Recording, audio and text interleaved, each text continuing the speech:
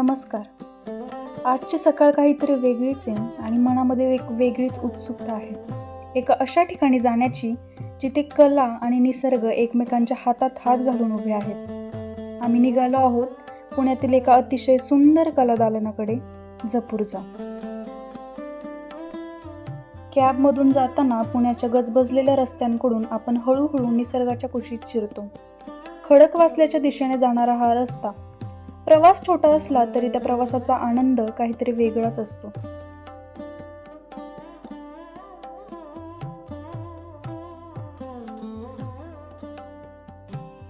आणि अखेर आम्ही पोहोचलो. जपूरजाच्या प्रवेशद्वारावरच आपल्याला इथल्या भव्यतेची जाणीव होते. अतिशय शिस्तबद्ध आणि तितकंच देखणं असं हे प्रवेशद्वार.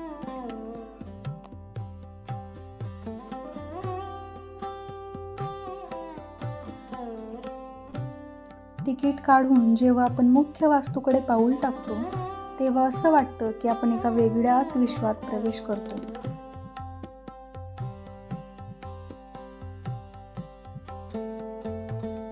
प्रवेश करताच समोर दिसतो तो अथांग निसर्ग आणि कलेचा हा अवाढव्य पसार. जपूरजा हे नावच किती अर्थपूर्ण आहे.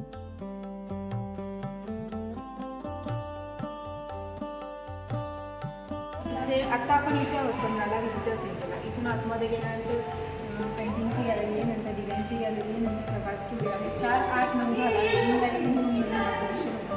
ते 5 नंबरला साड्यांची गॅलरी आहे, 6 नंबरला दागिना आहे आणि 7 नंबरला प्रकारची संस्कृती आहे. 11 नंबरला ऑडिटोरियम आहे, तिथे तो कार्यक्रम आहे. एंडला जो आहे संस्कृती गॅलरी आणि शिव टेम्पल आहे. आणि पॉटरीचं कुठे भेटते? वर्कशॉप हा 16 कॅफेरीच्या बॅकसाईडला.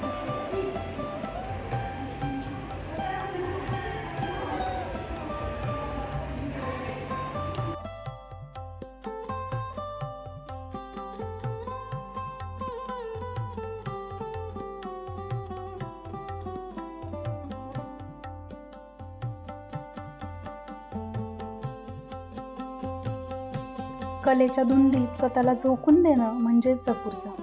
इथली प्रत्येक वीट, प्रत्येक कोपरा कलेचा आदर करण्यासाठीच बनला आहे असं जाणवतं. या झाडांच्या सावलीत चालताना शहराचा सगळा थकवा कुठल्या कुठे पळून गेला समजलं देखील नाही.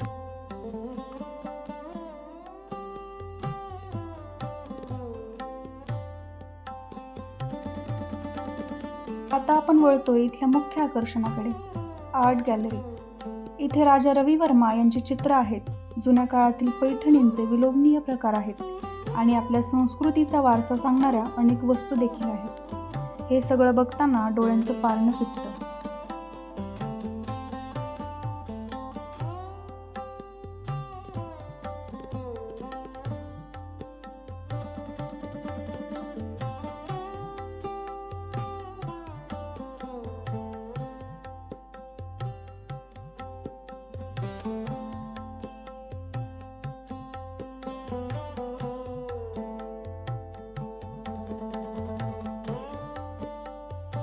आणि आता आपण आलो आहोत अशा एका दालनात जिथे पाऊल ठेवताच नजर खिळून राहते ती इथल्या भव्य समयांवर. इतक्या उंच आणि विशाल समया मी आधी कधी पाहिल्या असतील असं वाटतच नाही. त्या काळातील मंदिरात किंवा राजवाड्यात जेव्हा या समया प्रज्वलित केल्या जात असतील तेव्हा तो प्रकाश किती दैवी वाटत असेल ना. या समयांच्या प्रत्येक थरावर असणारी ती नाजूक नक्षी, त्यावरचे ते मोर आणि कमळांच्या पाकळ्यांचे आकार, हे सगळं हाताने घडवलेलं आहे यावर विश्वासच बसत नाही. त्या कारागिरांच्या हातांमध्ये किती जादू असेल याची प्रचिती या समयांकडे बघून येते. हे जुने कॅमेरे बघा. आज आपण मोबाईलवर सहज व्हिडिओ शूट करतो, पण त्या काळी या अजस्त्र यंत्रांच्या साहाय्याने व्ही शांताराम आणि दामले फत्तेलाल यांसारख्या दिग्गजांनी अजरामर कलाकृती कशा घडवल्या असतील हे बघून थक्क व्हायला होतं. इथल्या प्रत्येक कोपऱ्यात त्या काळातील चित्रपट निर्मितीचा तो उत्साह आणि शिस्त आजही जाणवतो.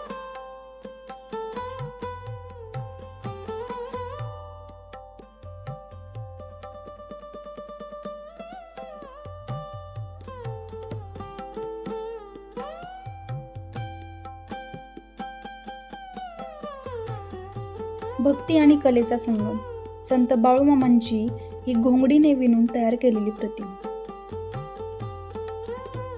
आता आपण अशा एका दालनात आलो आहोत जिथे डोळ्यांना लख्ख प्रकाशाची आणि सौंदर्याची मोहिनी पडते.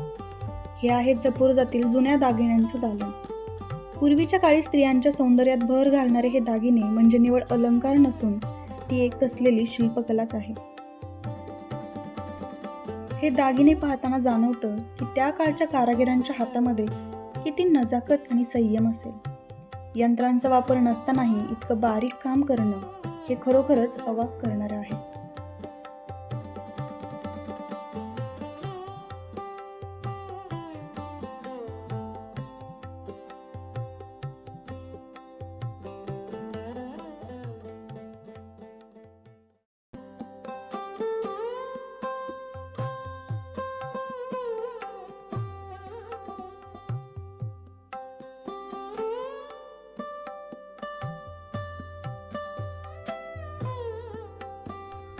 म्युझियमच्या आतली कला पाहून मन तृप्त झालं की बाहेर आल्यावर ही एक वेगळीच गंमत.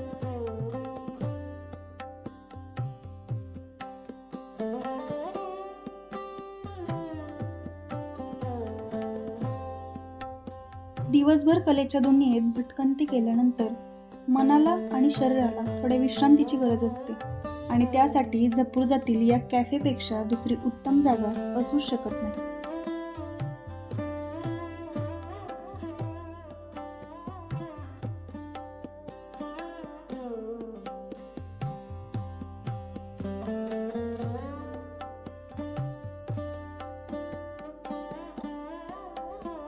शहरातल्या ट्रॅफिकचा आवाज नाही ना कसली घाई. आहे ती फक्त शांतता आणि निसर्गाचा हा सुंदर सहवास. कलेचा आस्वाद घेतल्यानंतर अशा ठिकाणी बसून त्या आठवणींना उजाळा देणं हा या ट्रिपचा सर्वात सुखद अनुभव. जपूर्जा सोडून जाताना पाय निघत नाही. मनात फक्त रंग, आकार आणि एक अवीट शांतता वाटते. जर तुम्हालाही आपली संस्कृती, कला आणि निसर्ग जवळून अनुभवायचा असेल तर इथे एकदा नक्की या. ही फक्त एक सहल नसेल तर तो स्वतःशी केलेला एक संवाद असेल. आजचा हा ब्लॉग तुम्हाला कसा वाटला कमेंट्समध्ये नक्की सांगा बरं. आणि कलेच्या या वाटेवर माझ्यासोबत राहिल्याबद्दल धन्यवाद.